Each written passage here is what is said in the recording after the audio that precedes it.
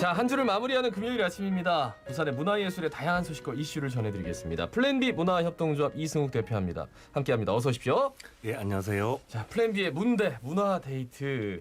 지난번에 대표님 오셨을 때 부산시장 선거를 갑자기 언급하시면서 후보들이 왜 문화정책에 대해서 이렇게 신경을 안 쓰는지 여러 가지 얘기를 해줬는데, 이번에는 2030년 부산 월드 엑스포를 좀 주제로 선정을 하셨네요. 일반적으로 이제 엑스포 굉장히 유명하지 않습니까? 네. 올림픽, 월드컵 3대 메가 이벤트인데 문화가 이게 어떤 관계가 있는 건지 좀 여쭤보고 싶어요. 일단. 예, 그렇게 보통 많이 생각을 하십니다. 예. 보통 박람회라고 하면 1951년에 런던에서 처음 개최됐던 일명 이제 수정공 박람회가 본격적인 출발점으로 거론됩니다. 네. 초기 엑스포는 그 당시에 산업혁명 이후에 눈부신이었던 그 과학기술의 혁신, 신제품의 개발 이런 것들을 바탕으로 각 나라들이 자신들의 기술과 제품들을 선보이는 이런 경제적 교류에 좀 초점이 맞춰져 있습니다. 네.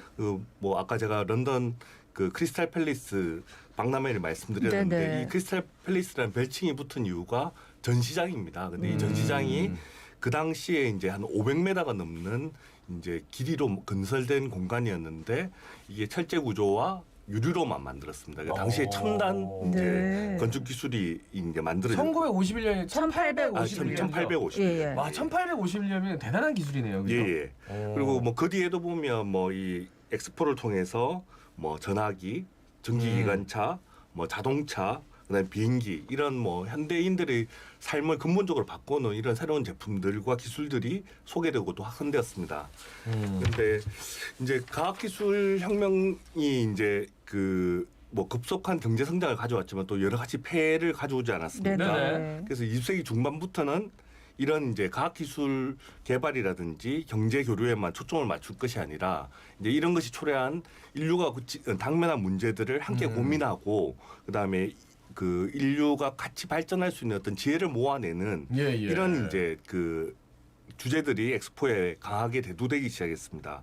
그래서 이제 오사카 박람회 같은 경우에는 70년대에 인류와 진보의 조화, 뭐 하노버 2000년대에 열렸던 독일 하노버 박람회는 인간과 자연과 기술 뭐 이런 식으로 현대 사회가 가지고 있는 여러 가지 문제점들을 어떻게 극복할 것인가에 대해서 이제 서로의 지혜와 경험을 모아내는 이제 자리가 되었습니다. 그래서 이 이제 엑스포가 단순히 이제 산업 교류전이라기보다는 이런 어떤 새로운 시대의 어떤 이념과 가치를 대중적으로 학습하는 이런 어떤 문화 교류의 장으로 성장하게 되었습니다. 네. 아니 근데 이제 엑스포 이렇게 딱 하면은 우리 한국에서 그동안 2번 열렸다 아닙니까? 네. 뭐 대전 엑스포, 여수 엑스포 이거 직접 가신 분들도 많고 그러실 텐데 2030 부산 엑스포 이제 저희 시간에도 많이 다뤄갖고 뭐가 기존과는 다르다라고 하는데 뭐 어떻게 다르다는 건지 사실은 잘 모르겠거든요. 어떻습니까? 예, 엑스포가 이제 BI라고 부르는 이제 그 이 엑스포를 총괄하는 국제기구에서 이제 인정하는 엑스포는 2가지가 있습니다. 하나가 이제 공식 엑스포가 있고 그다음에 인정 엑스포가 있습니다. 그래서 우리나라에서 1983년에 열렸던 이제 대전 엑스포나 아니면 여수 엑스포 같은 경우에는 네네. 인정 엑스포입니다. 만약 부산이 이제 유치에 성공한다면 이 그 부산 한국에서는 처음 열리는 이제 등록 엑스포입니다. 2가지를 간단하게 비교해 보면 등록 엑스포는 보통 5년 주기로 열리는데 열리고 인정 엑스포는 그 사이에 열립니다. 행사 기간을 보면 등록 엑스포는 한 6개월, 인정 엑스포는 3개월입니다. 전시 주제나 규모를 보더라도 이제 인정 엑스포는 특정 주제에 초점을 맞춰서 뭐 25헥타르 미만의 면적 제한이 있지만은 등록 엑스포는 주제도 매우 포괄적이고 전시 면적에 제한도 없습니다. 행사 비용은 인정 엑스포 같은 경우는 개최국가가 전부 다 부담을 하지만은 그 등록 엑스포 같은 경우에는 이제 참가하는 국가들이 자신의 전시관을 자비로 하게 됩니다. 그래서 이제 그 등록 엑스포가 모든 면에서 보면 규모가 클 뿐만 아니라 더 많은 참여 국가들이 이 국가의 역량을 기울이는 좀 더 공식성이 높은 행사라고 할 수 있습니다. 그래서 2030년에 부산에 엑스포가 유치된다면 그만큼 의미도 남다르고 또 파급 효과도 크다라고 기대할 수 있을 것 같습니다. 하여튼 뭐 굉장히 좀 여러 가지로 중요하고 특별하고 그 부산에서 유치를 꼭 했으면 좋겠다라는 생각이 드는데 제일 중요한 거는 이제 부산이 가진 이 위상이 우리는 뭐 당연히 개최할 수 있다라고 생각하는데 부산의 개최 가능성 네. 이런 얘기를 할 때는 좀 객관적으로 봐야 되잖아요. 네네. 어떻게 보세요? 예, 뭐 이 일정을 전체적으로 보면 올해 내에 이제 그 참가를 희망하는 국가들이 이제 도시들이 이제 유치 신청서를 제출을 하고 네. 그다음에 2년 동안 이제 현장 실사나 그다음에 여러 가지 검토 토론을 거쳐서 2023년에 이제 결정이 됩니다. 네. 그래서 아직 이제 신청 국가 도시들이 어디일까 아직 이제 정확히 이제 짐작 윤곽이 잡히지는 않았는데 그 지금까지 부산 외에 이제 참여하는 국가 예상 국가들이 보면 일단 러시아의 모스크바가 아마 그 할 것이다라는 이제 이야기가 있고 최근에 이제 이쪽 분야에 이제 정통하신 분한테 제가 좀 말씀을 드렸는데 네. 미국의 휴스턴도 지금 이제 제출을 할 것이다 뭐 이런 이야기 그다음에 그 2015년 상하이 엑스포를 했음에도 불구하고 중국의 이제 하남성에 있는 정주라는 하남성의 이제 중심 도시가 정주인데 네. 정주에서 네. 또 이 신청을 할 것이다. 뭐 이런 이제 이야기들이 나왔습니다. 이게 어떻게 보면 이제 중국 뭐 그다음에 미국, 러시아와 같은 강대국들이 예. 다 이제 좀 참여할 수도 있는 가능성이 있습니다. 그래서 이렇게 보면 굉장히 어렵지 않느냐라는 생각을 할 수도 있는데 저는 이게 반드시 부정적이라고 보지는 않습니다. 왜냐하면 강대국들이 많이 참여를 하면 그만큼 국제적 관심도 높아지니까요. 그런데 이제 엑스포가 이제 여기서 저희가 이제 중요하게 생각해야 될 부분은 네. 이제 강대국들이 역량을 가시하는 그런 자리가 아니라 사실은 이 일부 소수의 선진국 말고도 다수의 어떤 개발도상 국가라든지 저개발 국가들이 있지 않습니까? 그러니까 네네. 이분들이 어떻게 이 나라들이 어떻게 참여할 것인가가 엑스포에서는 굉장히 중요합니다. 우리나라 같은 경우에는 불과 20, 30년 전만 하더라도 개발도상국, 뭐 저개발국의 위상을 가지고 있었다라고 한다면 최근에 이제 국제적 위상이 높아져서 거의 이제 선진국 반열에 들어섰다라고 이제 생각을 뭐 이게 국제적으로 인정을 받고 있는데 그렇죠. 그렇다라고 하면 이제 우리나라가 다른 어떤 선진국 강대국들의 도시들보다도 오히려 선진국과 그다음에 저개발 국가 혹시는 개발도상 국가들과 연결하는 어떤 교량 역할을 할 수 있기 때문에 예, 예. 부산 엑스포가 그런 어떤 비전과 가치를 잘 제시한다라고 한다면 저는 충분히 가능성이 있지 않을까 생각합니다. 네. 네. 뭐 다른 것도 다 마찬가지지만 이런 거 할 때 뭐 강대국들끼리만 뭐 경쟁해가지고 할 거면 다른 데는 기회가 전혀 없잖아요. 네. 그런데 우리 부산 엑스포가 부산에서 만약에 이제 하게 된다면 뭐 여러 가지 의제들을 또 공감하고 참여를 이끌어낼 수 있는 그런 엑스포를 만들 수 있지 않을까 하는 그 말씀이 참 와닿고요.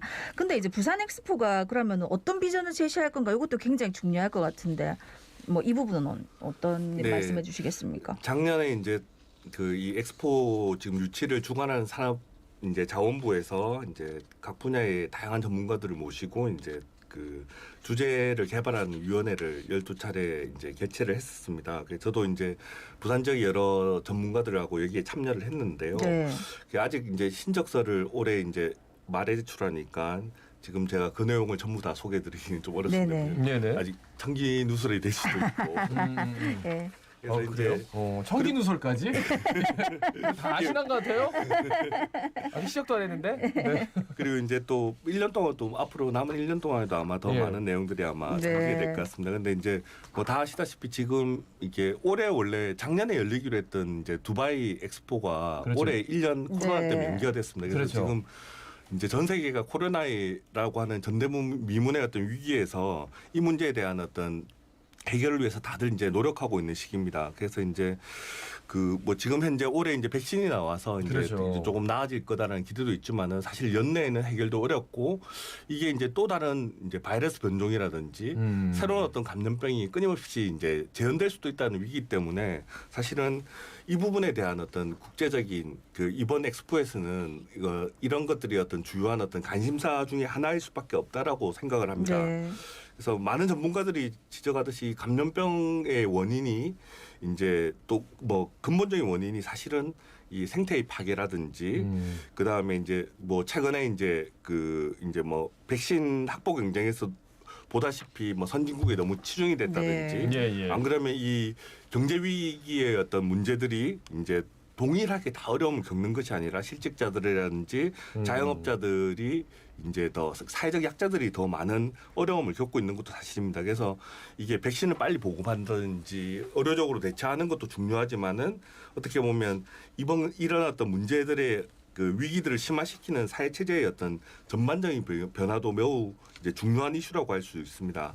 그래서 그 전체적으로 우리가 뭐 위기가 기회라는 말도 있지 않습니까? 네네. 그래서 역사적으로 보면 이제 중세 시대 패스트가 도시의 어떻게 보면 상하수도 시설이라든지 공중위 보건 체계를 획기적으로 바꾸는 계기가 되었습니다. 네. 그렇죠, 그렇죠. 20세기 초에 그리고 또 이 대공황이 왔을 때는 사회복지 시스템을 정비하는 어떤 계기가 되기도 네. 했습니다. 그래서 이번 이제 그 코로나가 단순히 이제 백신을 개발하는 이런 이제 단기적인 처방에 그칠 게 아니라 생태 파괴를 초래한 이런 좀 이제 개발 중심주의라든지 그다음에 사회적 양극화를 어떻게 이제 탈피할 거고 극복할 것인가에 대한 어떤 비전과 가치를 제시하는 게 중요하다라고 생각을 하고 엑스포가 약간 이런 것들에 이런 문제들에 대해서 근본적으로 좀 각국의 지혜를 모아내는 어떤 자리가 돼야 된다고 생각합니다. 그래서 네.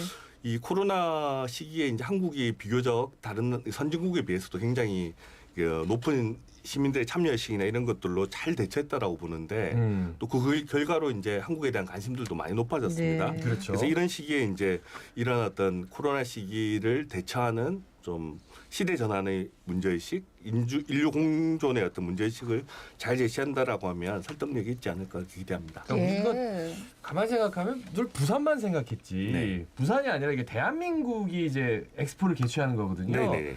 그러니까 대한민국의 위상을 생각하면 미국과 중국의 도시들도 있지만 그들 간에 정말 이 갈등도 굉장히 첨예하게 대립하고 그리고 코로나19에 있어서 서로 뭐 잘잘못을 따진다거나 이런 게 좀 끊이질 않거든요. 그럼에도 불구하고 중간에서 잘 버텼고 네. 그리고 우리는 20, 30년 전에 굉장히 좀 어려움을 또 IMF도 극복한 나라고 네, 맞습니다. 좀 스토리가 다 있단 말이죠. 네네. 그러니까 이런 것들을 좀 한번 살려보면은 네네. 심지어 코로나19도 그렇게 큰 타격을 상대적으로 다른 나라에 비해서 좀 덜 입었고 네. 그런 면에서 여러 가지로 좀 스토리 라인을 짜보면 설득력이 있을 것 같다. 네. 그런 말씀이시네요. 네. 그 저는 뭐 말씀하신 것처럼 특히 이제 이게 우리나라에서 개최되는 의미도 있고 개최 도시가 왜 엑스포를 개최하는가 이 부분들도 이제 굉장히 네. 중요하게 저희가 어필해야 될 부분이라고 생각하는데 저는 이제 뭐 이렇게 표현을 할 수 있을지 모르겠는데 저는 부산이 위기 극복의 도시, 회복의 도시다라고 저는 생각을 합니다. 역사적으로 보면 우리나라의 뭐 근세 이후에 두 차례 큰 전쟁이 있었는데 네. 그 첫 번째가 이제 우리 보통 임진왜란이라고 하는 조선 일본 간의 어떤 전쟁이었고 네. 두 번째가 이제 6.25 한국 전쟁입니다. 예, 예. 임진왜란은 사실 한국 일본뿐만 아니라 명나라도 참전을 해서 사실은 동북아의 국제 전쟁이었습니다. 네. 이 전쟁이 끝나고 난 다음에 한 250년간 동북아의 이제 평화 이제 이 분위기가 있었는데 이 시기에 이제 평화의 어떤 평화적 교류의 지렛대가 됐던 것이 이제 조선통치사입니다. 근데 다 아시다시피 조선통치사의 출발점은 부산입니다. 네. 그리고 한국 전쟁 때만 보더라도 이 시기에 이제 전국에서 모여들었던 피난민들이 생존을 위해서 모여들었던 피난민들이 다 모여들었던 이제 그 포용의 도시가 또 부산입니다. 네. 그리고 이제 유엔군이 참전해서 도착했던 곳도 부산이고 그리고 결국은 종전선을 이끌어냈던 피난 수도도 부산입니다. 이렇게 보면 부산이 어떤 전쟁이라는 비극과 위기를 극복하고 그다음에 이제 평화와 협력, 이제 공존과 회복의 디딤돌을 만들었던 그런 도시입니다.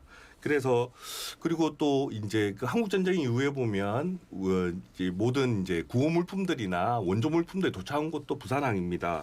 그래서 이제 그렇지만 지금 이제 보면 저희 나라가 이제 원조 수혜국에서 아까 우리나라가? 말씀하신 예, 것처럼 예. 이제 국제사회에서 개발 협력을 가장 이제 선도적으로 하는 나라 중에 네네. 공용국 중에 하나가 되었습니다.